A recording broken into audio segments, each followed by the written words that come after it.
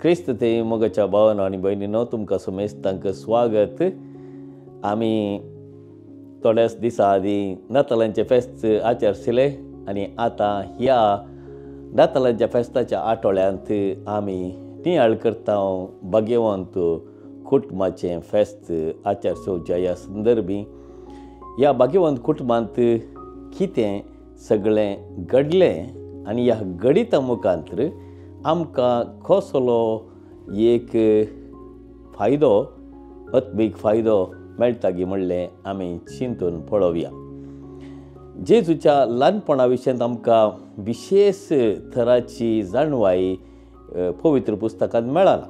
जेजू जल्मल्लो सो आमी जाणाव मोरी आनी जुजे ताका घेवन इजिप्ताक पळापळ घेतात आनी थंयसर हेरोद राय मरता म्हणसर रावल्या उपरांत ती नासरेताक येतात आनी थंयसर वस्ती करतात.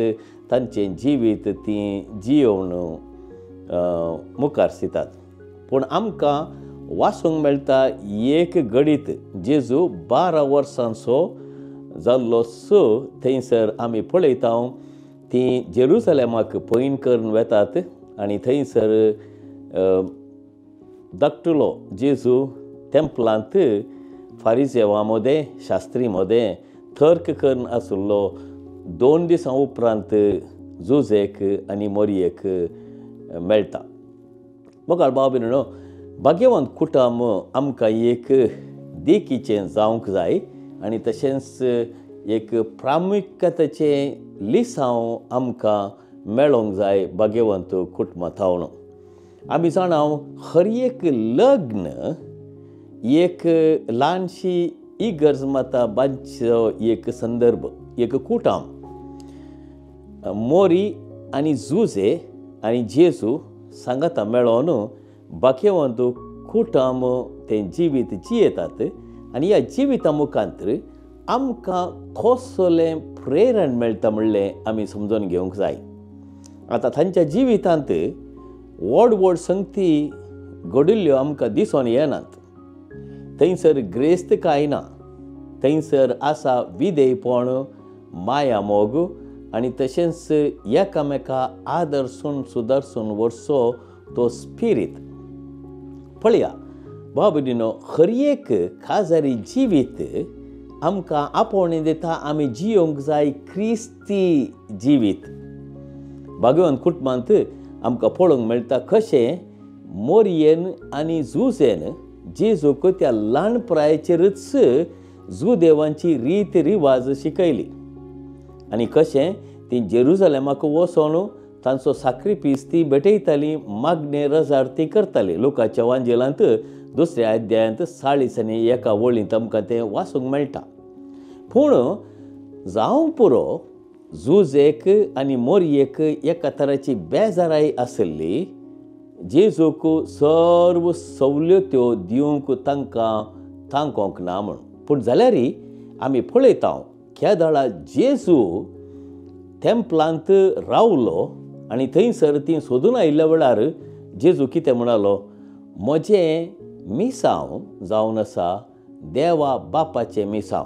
त्या देखून हांवें देवा बापाच्या घरा रावोंक नजो गी, तुमी नेणांत गी म्हणल्यार. पूण हातूंत कितें कळटा तितलें सांगून जेजू थंयसरच रावना. जेजू सांगीत आसलें, तुमी घरा वसा, म्हाका देवा बापाचें काम करूंक आसा.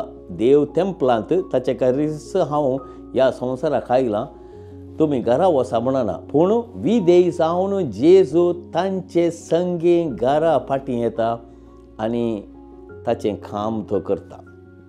आयचो वांजेल अपुरबायचो वांजेल लुकाचो वांजेल 2 आवस्वर 40 आनी 1 वळींतावन 50 आनी 2 वळी म्हणसर हांगासर आमकां पळोवंक मेळटा त्या नाजरेत भाग्यवंत कुटुंबाचें तें जिवीत. आमच्या जिणयेंत आमकां एक मेल फंक्त जावन तें वाचूंक मेळटा. कसलें जिवीत आमी क्रिस्ती जिवीत कशें जियेचंय गे म्हणून. पयलें आमी पळयता जुजे तो जावन आसलो एक मेल फंक्त सदांचें खाम विधेय जावन चलचें, ताचे तें संपिकाय आशिल्ली आनी तशेंच निश्कळपणान तो जियेलो आनी आपल्या पुताक बरी देख दिवन ताणें ताका ताचें खाम शिकयलें. जेजू सुताराचो पूत म्हणून नांवाडलेलो नाजरेतांत. तशें म्हणटस जुजेन ताचें खाम करूंक ताका शिकयलें. पूण ह्या संदर्भी सर्व बापायंक एक आपोवणें आमी समजून घेवंक जाय. मोगाळ भावानो, जुजेतावन आमी कितें शिकयेत? कश्टी जिवीत. आमी जाणा थोडे घरकार बापूय सुर्याच्या पोंदा 8 ते 10 वरां म्हणसर काम करतात आपली जोड जोडूंक आनी तशेंच कुटुंबाची जतन घेवंक, कुटुंबाक राखोवंक आनी तशेंच कुटुंबाक जाय पुरतें खाण जेवण मेळोवंक. कश्टी जिवीत तें. आवयोय तशेंच मोरये बरी जावंक जाय तांणी मागण्याची मनीस ती आनी तशेंच देवाक खालतीमान घालून ती एक आपुरबायेची आवय आनी तशेंच जुजेक एक पतीन जावन रावली. तिच्या जिवितांत आमी जाणाव जायत्यो संगती तिका आशा आसुल्ल्यो, पूण तिच्या जिवितांत दुबळीकाय आसल्यारी तिणें देवाक खिंडूंक ना. देवा कडेन तिणें विचार येत आशिल्लें, तुवें म्हाका तुज्या पुताक प्रसूत जावंक हो संदर्भ दिलाय, हांवें म्हज्या जिवितांत कित्याक कश्टोंक जाय गे म्हणून. पूण तशें मोरयेन चिंतूंक ना. पूण आमी जाणाव निमाण्या दिसांनी कशें मोरी वळवळ्ळी त्या खालवार दोंगरार आपणाचो पूत मरण पावल्या वेळार तिचें काळीज बेसान जालें जाल्यारय आमी पळयता ती आवय देदेस्पर जावंक ना. तें एक आपुरबायेचें उदाहरण आमच्या जिवितांत आमी घेवंक जाय आनी आमी तें समजून घेवंक जाय, आमच्या जिवितांत पाळोवंक जाय. आजकाल एक आवयपण जिवंक भोवस कश्टांचें, कित्याक हांगा आसा जबाबदारी भुरग्यांचेर. भुरग्यांक बरें शिकोवचें, भुरग्यांक जबाबदारेन वाडोवचें, तांकां काम शिकोवचें, हर एका रितीन भुरग्यांक पाठिंबो दिवचो आनी तांच्या जिवितांत बावड तसो उजवाड फांकोवंक प्रयत्न करचें. तर मोगाच्या भावनो आनी भयणीनो, जेजूतावन आमी कितें शिकयेत? जेजूचें जिवीत जावन आशिल्लें मनुश्य देवाचो पूत तो जाल्यारय आपल्या आवय बापायक विधेय जावन चल्लो, आपणाचें तो काम करतालो, जावं पुरो शेजारा आनी तशेंच ताच्या समाजेंत एक आपुरबायेची जिणी तो जियेलो, कश्टी जिणी. आनी त्या देखून आमी जाणाव जेजूय आमकां एक वर्तें प्रेरण दिता प्रत्येक जावन भुरग्यांक. आवय बापायक ह्या संदर्भार एक हांव आपोवणें दिता. आमच्या समाजांत आमकां काम गरजेचें, आमची जोड आमी जोडूंक जाय, पूण प्रत्येक जावन तुमच्या भुरग्यांचेर तुमी निगा दवरून तुमची भुरगींच एक इन्वेस्टमेंट म्हणलें तुमी समजून घेवंक जाय. दुसरें, भुरग्यांक मागोवंक शिकया. आजकाल जायतें काम आसा आमकां. ह्या कामा वरवीं आमी मागण्या जिवीत सांठाव, मागणें करिना, सांगता आमी मेळना, तेर सामोरी म्हणना, केदाळ्ळे 5 ते 10 मिनटां सांगता मेळोन आमी मागल्यार आमचे वयर जायतीं बेसांवां देवाची देंवतलीं आनी आमचें जिवीत, आमचें कुटुंबा जिवीत भरपूर तरान परिवर्तन जातलें आनी आपुरबायेचें जातलें. तिसरें, मोगाळ भाव भयणीनो, भुरग्यांक उदार मन दाखोवंक शिकया. कित्याक आजकाल आवय बापाय जर तर उदारपण दाखयनात भुरग्यांतय आनी भुरग्यांक शिकयनात, थवळ भुरगीं तुमचें थंय उदारपण दाखोवचीं नात. उदारपण दाखोवचें म्हण सांगल्यार केचें? आमचें उदारपण दाखोवचें म्हण सांगल्यार ल्हान भुरगीं आसतनाच तांच्या काळजांत हेरांतय उदारपण दाखोवची ती एक देख तांचे तें वंपची. या तांकां शिकोवचें. हांव जाणा एक दीस हांव मिरा रोड व्हडल्या पिरगेजेन आशिल्ल्या वेळार फांत्या पोरार हांव भायर सरलो. एक गरबेजमॅन धाकटो आयतार जावन आसलो. म्हाका मागीर 10 वरांचें मीस आशिल्लें. सकाळीं 7:30 वरांचेर तांच्या घरा पावलो. हांवें घर बेंजार केलें आनी घर बेंजार करना तांणी फोळार दिलो म्हाका. फोळार घेतलो आनी भायर सरून वता आसतना ती मिसाक भायर सरली आनी तो वळ बापय आपल्या त्या भुरग्यांक पयशे वांटतालो, तांच्या हातांत पयशे दितालो. हांवें विचारलें, तूं कित्याक सायबा तांकां सकाळीं बडे पयशे दिताय? ताका तो कितें म्हणलो, फादर हर एक आयतारा ती मिसाक वता आसतना हांवें तांच्या हातांत दिल्ले पयशे दिवचे, तांणी इस्मॉल घालूंक जाय म्हणून इगर्जेंत. पळया कशें एक बापय आपल्या भुरग्यांक उदार म्हण दाखोवंक शिकयता. केदळा तुमी भुरग्यांक बरें शिकयतात, ती भुरगीं बरेपणान वाडटात आनी आपणाचें उदार म्हण आवय बापाय थंय दाखयतात. उपरांत आजकाल भुरगीं तांच्या फोनाचेर, आयपॅडाचेर आनी तशेंच कंप्युटराचेर जायतो वेळ करसितात. आमी जाणा आजकाल आमी सगळ्यो संगती समजून घेवंक जाय. आमकां इंटरनेटूय जाय, कंप्युटरूय जाय आनी आमची फोनांय जाय.